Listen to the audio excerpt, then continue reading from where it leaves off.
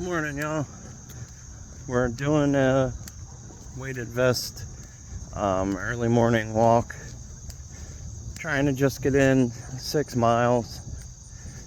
I've been following my Garmin as much as I can, and they wanted me to take a rest day today. So we're not going to run. We're just going to do the weighted vest, a bunch of walking. Typically when it says to take a rest day, this is, I don't know, I guess I would consider it an active rest day. But we'll probably go to the gym and throw the weights around a little bit tonight. Maybe get some leg work in. So I've been following the Garmin, and it could just be placebo effect. I'm not really sure, but I can definitely tell a difference since I started. For the past year and a half, I've been kind of just doing my own thing. No real training plan, because let's be honest, not everyone can afford to pay a personal trainer.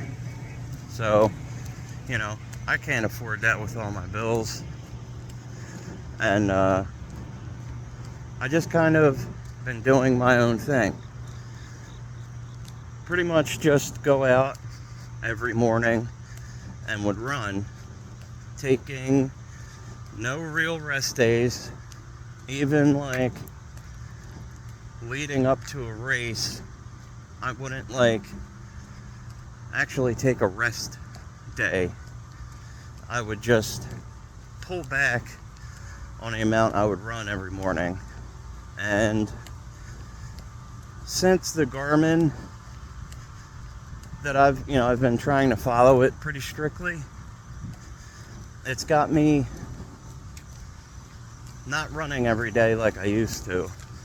And I know that works for some people, but I honestly feel like it's giving my body a chance to really absorb the training that I'm doing. This week, though, I don't know if it's finally adapted to how much activity I get in, but it had me do a base run 3 days in a row, and one of those days I didn't actually do a base run. I more or less threw the vest on and ran as much as I possibly could. It was the first time, besides being on a treadmill, that I ran outside with the vest on, and it went surprisingly well. But anyway, I'm seeing the numbers get better. My base run 2 or 3 days ago, it wanted me to do a 10:55 pace for 48 minutes. And I noticed that I was doing about 10 minutes, 10:20, and felt great. I wasn't getting out of breath. I wasn't feeling any fatigue after 20 minutes or so. And I just kept going. And it was the first time I was able to go as long as I was able to for as many. Sorry, my Garmin just went off. It was the first time I was able to go as long as I did and hold an under 10-minute pace. And I ended up doing almost 5 miles in the 48 minutes that it allotted me. I think it was 4.86. So I can definitely I feel like I can run a lot better than I could a year ago, because we got Around the Crown coming up in a couple weeks, which is the first 10K that I did. And I did it last year in 1 hour and almost 7 minutes. It was like 1 hour, 6 minutes, and I don't know how many seconds off the top of my head. But now, if I get proper recovery and good sleep the night before, because that's a huge factor. You got to make sure you're getting enough sleep and recovering right. I think I may be able to break an hour. I'm really going to push for it. Can't guarantee anything because it's not race day. But I'm going to really push for an hour. And the cool thing this year is I've got four or five different people that are going to be doing the race with me. That's really helped push me. Like, when I do a race by myself, yeah, it's cool and all, but when I've got people there with me, it just pushes me a little more, because it makes you feel like more people are into it, and like you're not like the only one. My wife has been getting a little more into it, but pretty much I do all of my running on my own. I've been thinking about getting into some of the run clubs around here, but I kind of like doing my own thing. But when it comes to race day, it feels good to have the other people to run with, because that's just added support. And depending on who you got running with you, they can really push you. Like last year, there's somebody at my job who ran the JC race with me. It was the JC's summer 5K kickoff, I think it was. And she really pushed me, and I ended up getting second or third. I might have been third in my age group, which was like, I couldn't believe it. She told me to stick around just to see, and when you know it, I ended up placing in my age group. Then a little bit later, I ended up running a smaller race, which was the Lake Norman 5K, and I ended up getting first in my age group, which I never thought I would do. I mean, we're just under 3 years ago, I was 310, and I've only been running for a year and a half to this point. But when I did the Lake Norman 5K, I was only running for several months, maybe 8 months at the time, and ended up getting first in my age group. So that felt great.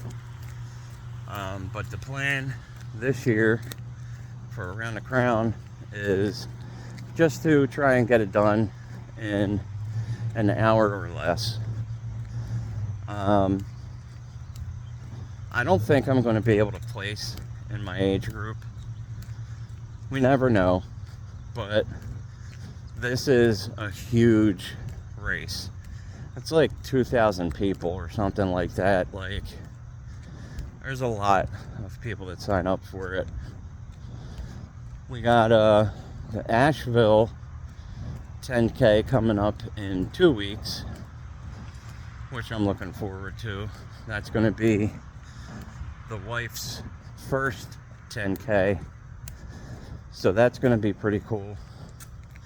And I'm going to run with her and want to finish together because that's her first one. So I want to make sure, you know, we finish together because that's kind of our thing. But we also have the Lake Hinson Ultra Marathon coming up in September. I think it's 2 weeks after Around the Crown, 3 weeks after Around the Crown. So that one I'm also looking forward to. It's Saturday and Sunday, and it's an 8-hour race, or I'm sorry, 12-hour race from 8 in the morning until 8 at night, both days. So I'm looking forward to that. I'm really gonna try my hardest to get as many miles as I possibly can. We got my second half marathon coming up in October 22nd, the Ocean Isle half marathon, and I'm looking to crush my previous half marathon time. I think I'm in much better shape now than I was for my first half marathon. I'm not saying I was out of shape then, but with the way I'm training now, I'm pretty sure, at least the way it feels, I feel like I'm in much better shape, in a better position. The first half marathon I did, I completed in 2 hours and 23 minutes or something like that for 13.1 miles. And I definitely want to step it up a little bit and beat that time. I don't know what I'll be able to do, but we just want to beat that time. That's the goal every year, is beat the time from last year. And I've been pretty successful with that. We had the American 4-miler, and I beat that by almost 3 minutes. I did it in like 38 minutes and 15 seconds or something like that. I can't remember exactly the time, but I know that it was almost 3 minutes better than last year, which is pretty good for my opinion. I mean, I'm going on 43 and just started running, so I don't think, I'm never going to be a world-renowned runner. I'm too old and just started too late, which kind of leads me to a point that I wanted to get to on this video. If you happen to be younger and watch this, first off, kudos to you for being interested in, getting into fitness and everything, but also thank you for giving me your time and your attention, because I know some of these videos can be a little longer.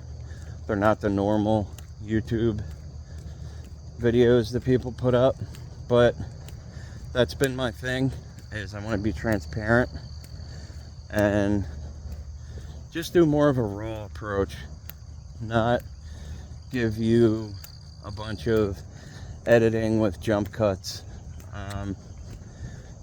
Someday I'll do that, hopefully sooner rather than later, but when it comes to these jaywalking videos, I want to keep them raw, unfiltered, uncut, I think they feel more genuine.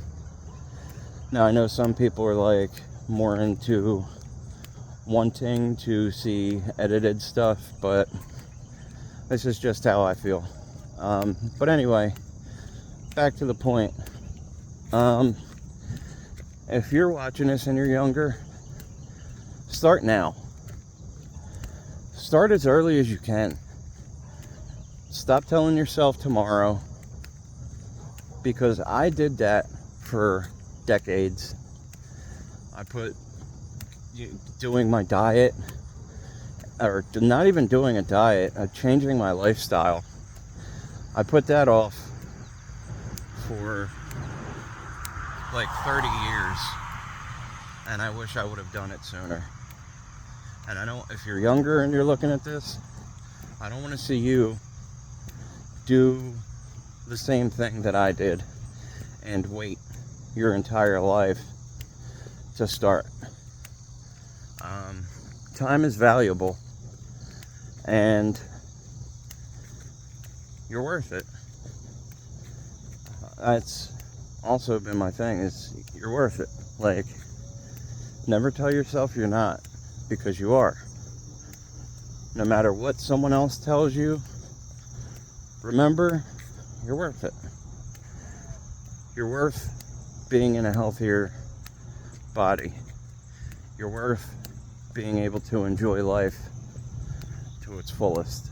And when I was 426 pounds, and between 310 and 426, there's no way, absolutely no way, I was living my life to its fullest potential. I could have been doing what I'm doing now then, and if I did, I'd be better at doing what I'm doing now, without a doubt. That's just how things work. This training, lifting weights, running, it takes time to get good at. You can't just pick it up and you're going to be jacked overnight. And the other thing is, as you get older, it takes longer and longer for you to get your body in that shape. It's just nature. Biology is actually a better way to put it. It's biology. You don't have all of the testosterone that you do when you're 16, 20, even 30. And after you get into your 40s, it starts going down pretty substantially. So I beg you to start now. Stop saying tomorrow. Start now. It's the best thing you'll be able to do. And honestly, at first, it may suck a little bit.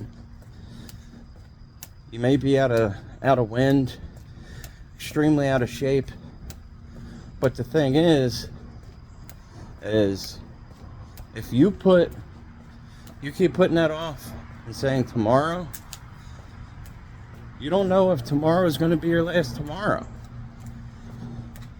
So rather than push it off and keep pushing it off, get your body in better shape, get healthier, and give yourself more tomorrows.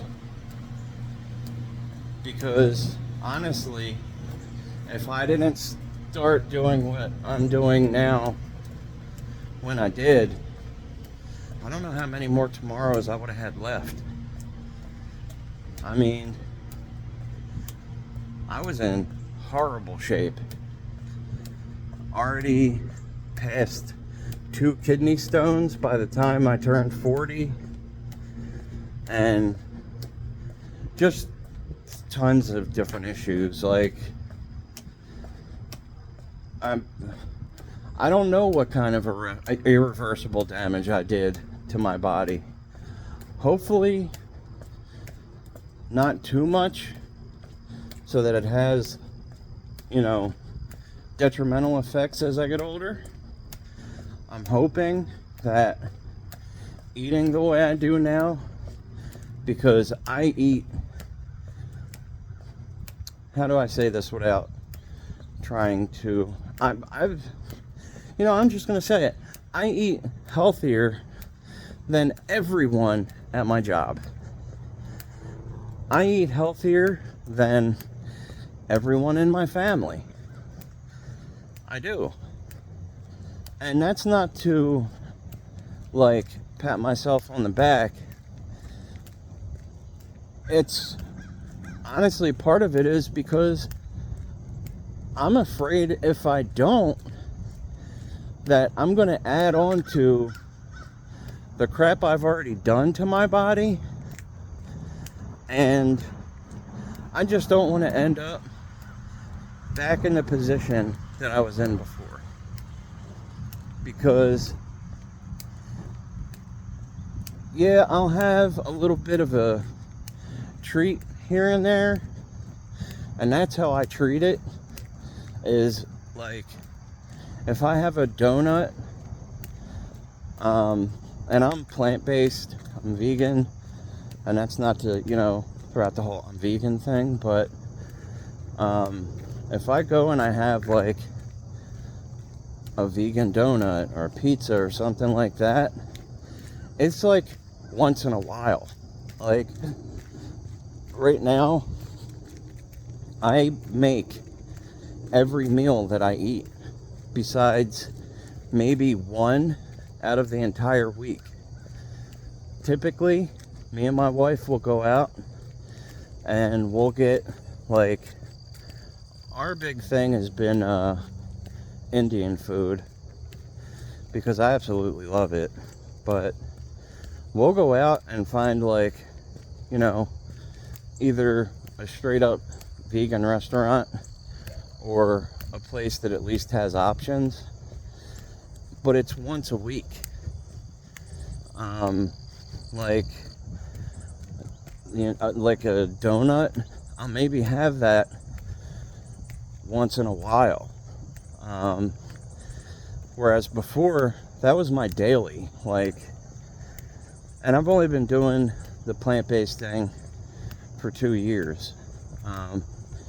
I lost all the weight by changing my diet completely.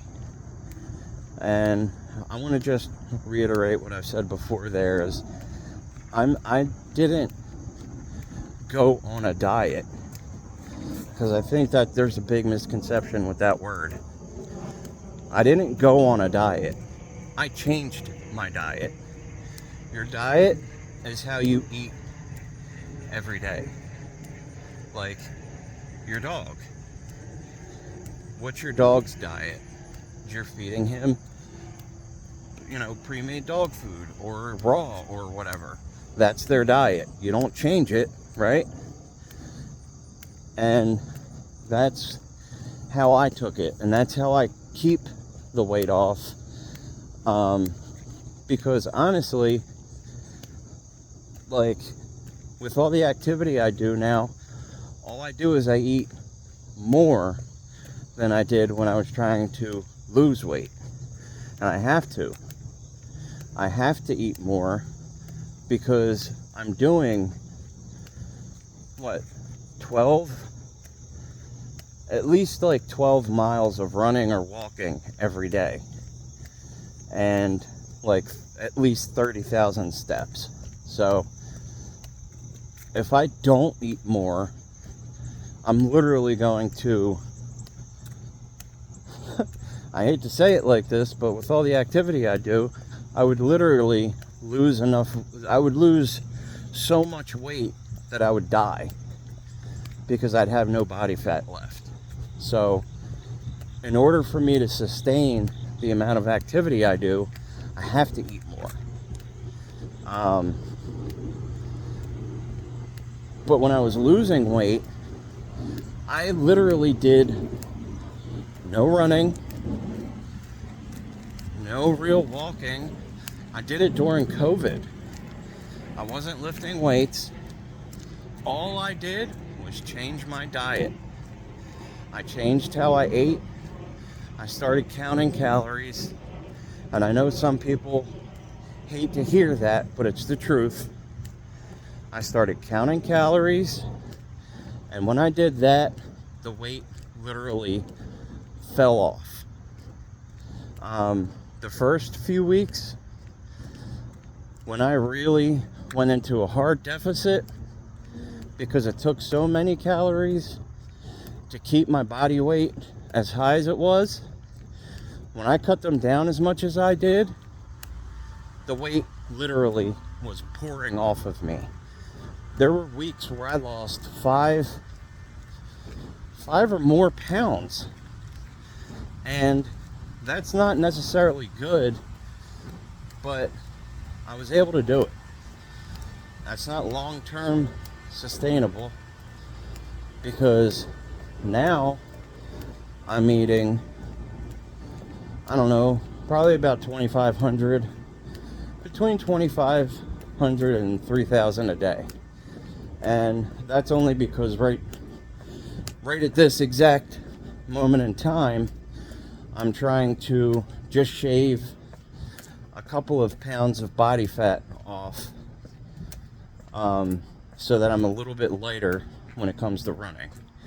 Because long distance runners, marathoners, aren't really known for being, 180 to 200 pounds or more. And I'm just trying to shave a couple more pounds off. And I'm doing it the right way this time. Slow, sustainable, never really hungry because of the way I eat.